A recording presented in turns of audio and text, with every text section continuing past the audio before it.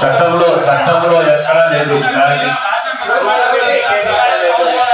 TRS ప్రభుత్వం municipal corporation వేరు, municipality వేరు. అప్పుడు మున్సిపాలిటీ ఉన్నది,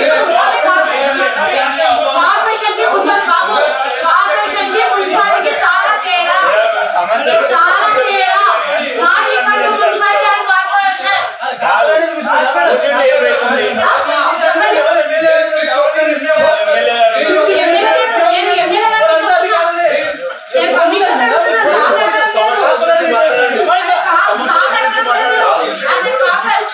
కమిషన్ అడుగుతున్నా సరే సార్ కమిషనర్ గారిని అడుగుతున్నాం. అయ్యా ఇది కొన్ని వర్తిస్తుందా, ఒక మామూలు వర్తిస్తుందా?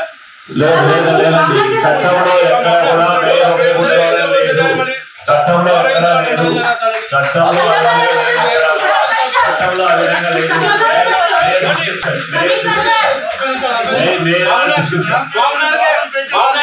ఉందా? కార్పొరేషన్ కార్పొరేషన్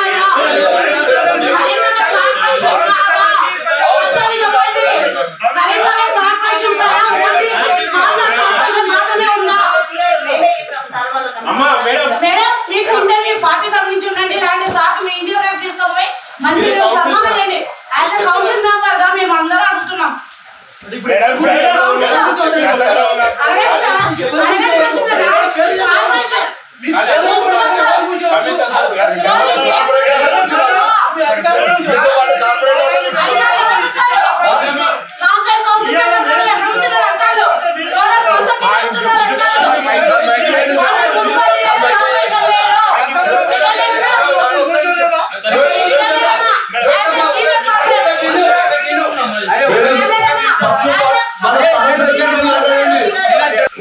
పార్టీ పరంగా చూడలేదు మా ఎమ్మెల్యే గారు, అందరికి ఈక్వల్ గా ప్రతి వార్డుకు సమానమైన నిధులు ఇస్తున్నాడు.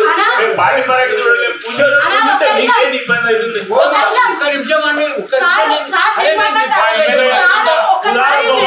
పార్టీ పరంగా చూడకుండా కాంగ్రెస్ అనకుండా అన్నిటికీ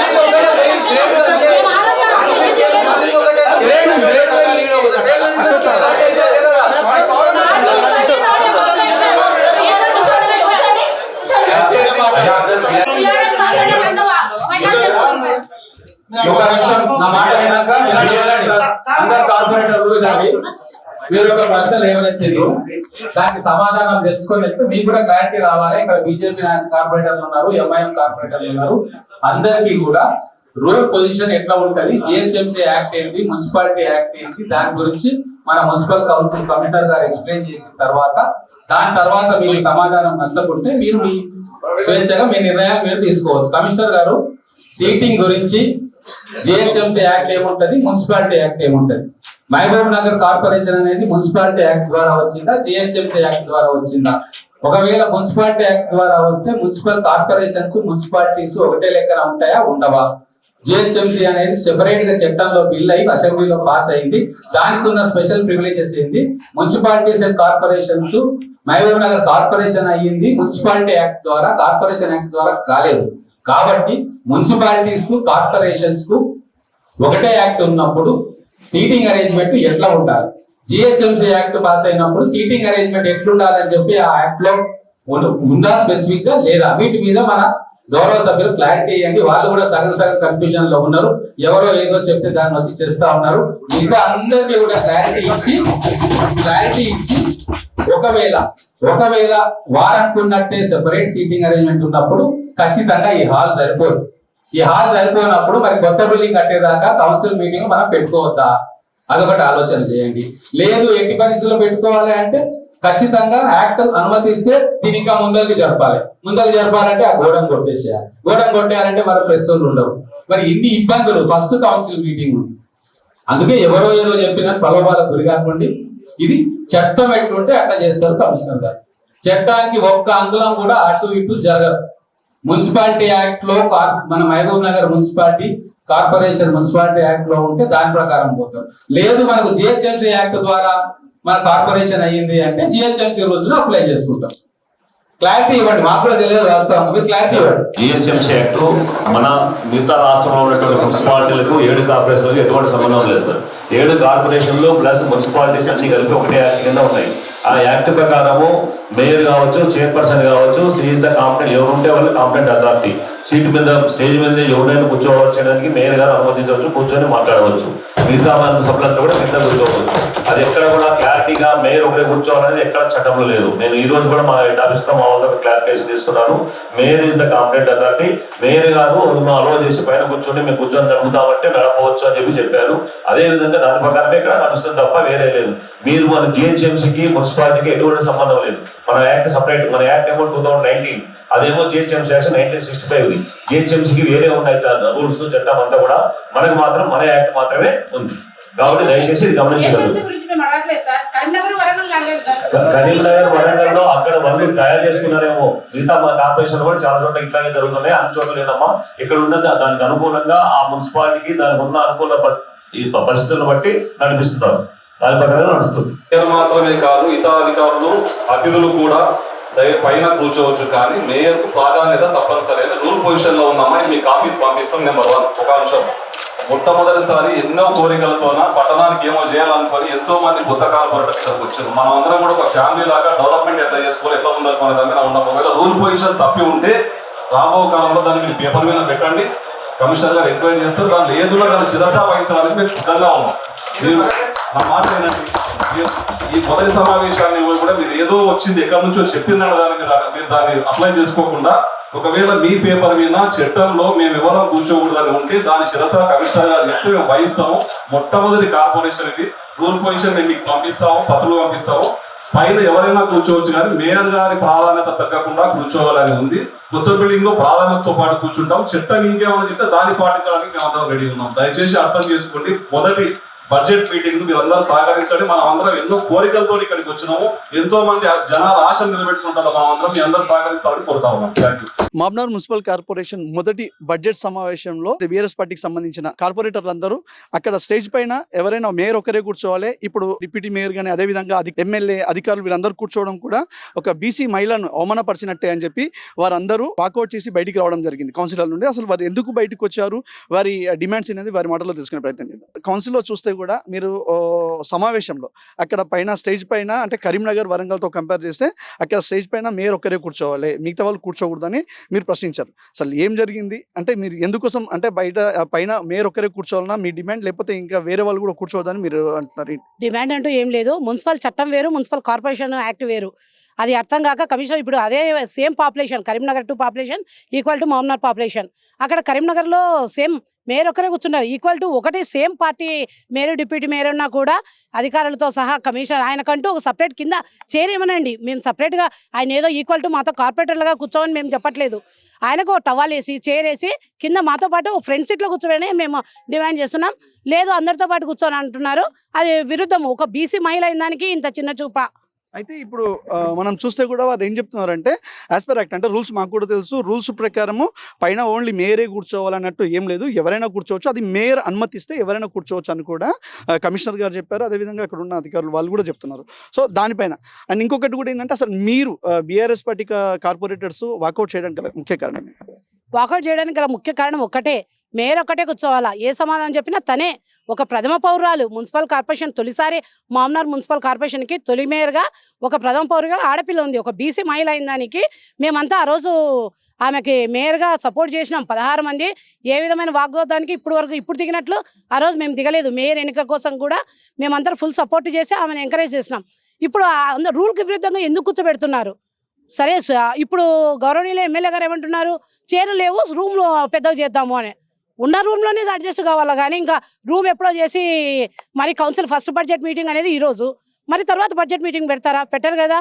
యాజ్ ఎ రూల్ ప్రకారం అందరిలాగే సమాధానం చెప్పమన్నాం. వాళ్ళు రూల్కి విరుద్ధంగా పోయినారు. మా డిమాండ్ ఏం లేదు, ఒక బీసీ మహిళని అవగాహపరచకుండా తను ఒక్కదాన్ని కూర్చోబెట్టి కింద సపరేట్ వేరే కుర్చీలు వేయండి. కుర్చీలు వేసి ఎవరైనా సరే కింద కూర్చొని చేయండి. మేము కూడా అందరి దానికి సపోర్ట్ చేస్తాం. మొదటిగా బీసీ మహిళ మేయర్ వచ్చిందంటే మేము చాలా సంతోషపడ్డాం. తర్వాత ఇంకొకటి, ఆ రోజు మేయర్ ఎన్నిక రోజు మేమందరం ఏకీభవించి సరే దీనికి కాంపిటీషన్ వద్దు అని చెప్పి మా బీసీ మహిళనే అవుతుంది అన్నట్టు ఆమెకు ఫుల్ మద్దతు ఇచ్చినాం. కానీ దాని తర్వాత ఏమైంది, మొన్న పట్టణ ప్రగతి ప్రోగ్రాం పెట్టిన తర్వాత మేయర్ గారు మా వార్డు విజిట్ చేయడం జరిగింది. ఆ రోజు మేయర్ గారు ఎమ్మడి కనీసం ఒక ప్రోటోకాల్ లేదు, ఒక ఏఈ లేడు, ఒక ఈ లేడు, ఒక డిఈ లేడు. అంటే అక్కడ అవమానం జరిగింది. కనీసం ఇక్కడన్నా మున్సిపాలిటీకి వచ్చిన తర్వాత మన మేయర్ గారికి గౌరవం ఇస్తారేమో అనుకుంటే, కమిషనర్ గారు ఉన్నారు, డిప్యూటీ మేయర్ గారు ఉన్నారు, ఇంకా ఆమెకి ఇచ్చిన గౌరవం ఏముంది? ఇప్పుడు అడిగితే ఆన్సర్ ఏంటంటే, మీరు మేయర్ ఒక్కరే కూర్చోబెట్టాలంటే ఇంకా ముందలు చేయాలి, హాల్ ముందలు చేయాలి. అంటే హాల్ సరిపోయినప్పుడు కార్పొరేషన్ ఎందుకు? మనకు మున్సిపల్ మనం మాట్లాడుకునే హాలే పెద్దగా లేకపోతే పేరు కార్పొరేషన్ పెట్టుకోవడానికి ఏం లాభం? అవసరమా? ఇప్పుడు గట్కేశ్వర్ ఉంది, గట్కేశ్వర్ కూడా చిన్న కార్పొరేషనే చూడండి. అది కూడా కరీంనగర్ ఉంది చూడండి ఒకసారి. ఎందుకంటే ఒక మేయర్ గారు వాళ్ళకు ఉన్నత స్థాయి పెట్టి మిగతా వాళ్ళందరూ ఏదన్నా సరే కింద కూర్చోండి. సపరేట్గా వాళ్ళు మాకంటే కార్పొరేట్ల కంటే కొంచెం పెద్ద స్థాయి ఇచ్చినా సరే కానీ మేయర్ గారికి అయితే గౌరవం ఇవ్వాలి కదా. ఒక బీసీ మహిళని ఇట్లా చేసినందుకు మా బీఆర్ఎస్ పార్టీలు అందరం బాయ్కాట్ చేసి బయటికి వెళ్ళి వచ్చినాం. డిప్యూటీ మేయర్ గారు కాదండి, మేయర్ తప్పించి ఎవరు కూర్చోవద్దు. ఏమన్నా ఉంటే ఆఫీషియల్గా ఉంటేనేమో కమిషనర్ గారు మాట్లాడతారు, కమిషనర్ గారు ఆన్సర్ ఇస్తారు. ఇంకోటి ఏమన్నా ఉంటేనేమో మేయర్ గారు ఆన్సర్ ఇస్తారు. అయితే ఇంకొకటి ఏంటంటే కమిషనర్ గారు చెప్తున్నారు మేయర్ గారు ఒప్పుకుంటే కూర్చోవచ్చు అంటే మేయర్ గారు ఒప్పుకుంటే ఎవరైనా కూర్చోవచ్చా? మేయర్ గారికి ఇష్టం ఉంటే వాళ్ళ ఇంట్లో తీసుకొని కూర్చోబెట్టండి, లేకపోతే వాళ్ళ పార్టీ ఆఫీస్ ఉంది ఆడ కూర్చోబెట్టుకోండి. కానీ ఇది మున్సిపాలిటీ కార్పొరేషన్ అనగా ఓన్లీ వాళ్ళకు మాత్రమే గౌరవం ఉంటుంది. ఇక్కడ పార్టీలకు అతీతంగా ఉంటుంది మొత్తం ఏమన్నా సరే. మేయర్ గారికి గౌరవం ఇస్తేనే మేము ఉంటాం. మేయర్ గారికి గౌరవం ఇవ్వము, మేయర్ గారు చెప్తే కూర్చుంటాము. మేయర్ గారు ఏమైనా ఉంటే వాళ్ళ ఇంటికాడ చూసుకోవాలి. ఇక్కడ వచ్చి మున్సిపాలిటీలు వచ్చి మా పార్టీ అందరూ కూర్చుంటారు అంటే మిగతా వాళ్ళందరినీ కూడా కూర్చోబెట్టుకోండి. మేము 16 మంది మాత్రం ముందర కూర్చుంటాము, మేము 16 మంది ముందర కూర్చుంటాము, బీజేపీ 8 మంది ముందర కూర్చుంటాము, మిగతా మొత్తం 33-34 ముందర కాంగ్రెస్ వాళ్ళందరూ స్టే చేసుకోండి. మేము కింద కూర్చుంటాం, అయిపోయి కదా. మేయర్ గారు వాళ్ళకి కూడా ఒప్పుకుంటారు కదా, సరిపోతుంది. ఇంకెందుకు సపరేట్గా మేయర్ గారికి గౌన్ ఎందుకు, అవన్నీ రూల్స్ ఎందుకు? గతంలో అంటే అది మున్సిపాలిటీ, ఇప్పుడు మున్సిపల్ కార్పొరేషన్. అప్పుడు మున్సిపాలిటీ కాబట్టి కూర్చోవచ్చు. మున్సిపాలిటీ ఇంతకుముందు మున్సిపాలిటీ కాబట్టి కంపల్సరీ వైస్ చైర్మన్ తర్వాత కమిషనర్ గారు వీళ్ళు కూర్చోవచ్చు. కానీ ఇప్పుడు కార్పొరేషన్ కదా, మీరు వేరే కార్పొరేషన్ కూడా చూసుకోండి.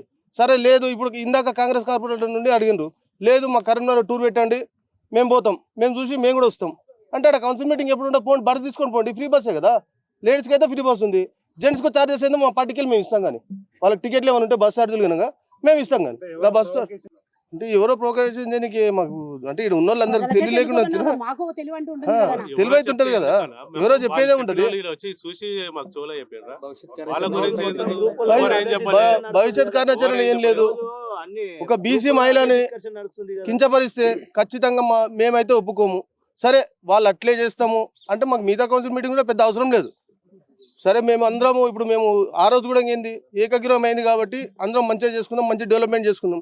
సరే డెవలప్మెంట్ కంటే ఫస్ట్ మర్యాద ఉండాలి కదా, మర్యాద లేకుండా ఎన్ని చేసాను లాభం? సరే నీకు బయట 10 మంది ముందు దాన్ని ఇంట్లో వచ్చి బిర్యానీ పెడితే బాగుంటుందా? అట్లా కాదు కదా. దానివల్ల మా పార్టీకి వెళ్ళి మేమందరం బాయ్కాట్ చేస్తున్నాం. Thank you.